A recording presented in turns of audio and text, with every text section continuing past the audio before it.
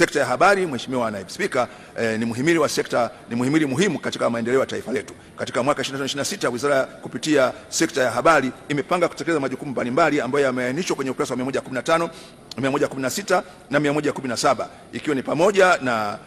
wizara kuendelea kuratibu mikutano ya msemaji mkuu wa serikali. Wizara kupitia TBC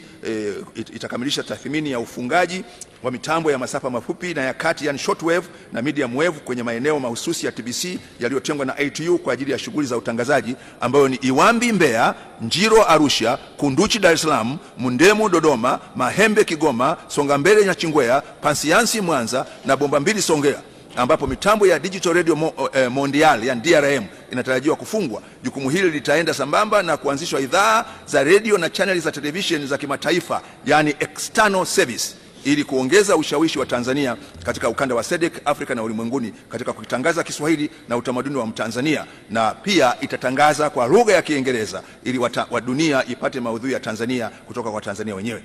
Pia kwa upande wa TSN itaendelea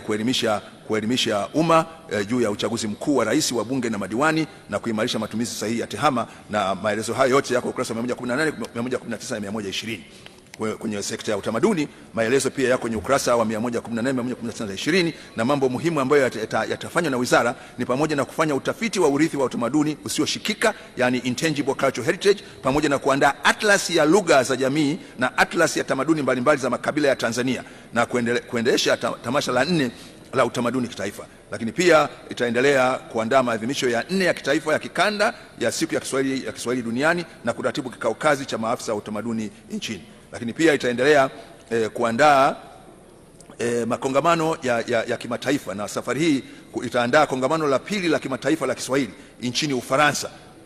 na kufanya usanifishaji mkubwa wa msamiati wa Kiswahili, kufanya utafiti unaolenga kuongeza maneno milioni 50 katika Kongo, yani kwa Kilatini corpus ya Kiswahili ya taifa.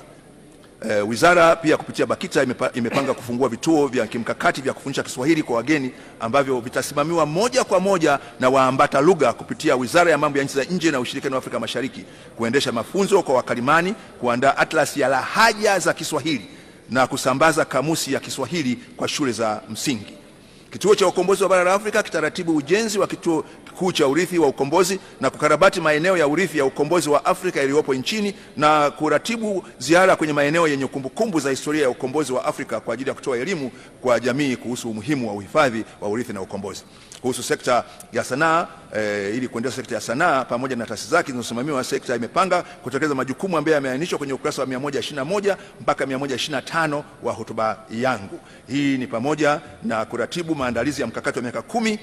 wa maendeleo ya sekta ya sanaa Tanzania, ambao utaweka dira ya maendeleo ya sekta ya sanaa nchini, lakini kuratibu maandalizi ya ujenzi wa vituo vya sanaa katika mikoa 26 ya Tanzania bara, na kulinda na kukuza sanaa ya kipekee Tanzania ya ubunifu, ikijumuisha mtindo wa tinga tinga, muziki wa singeli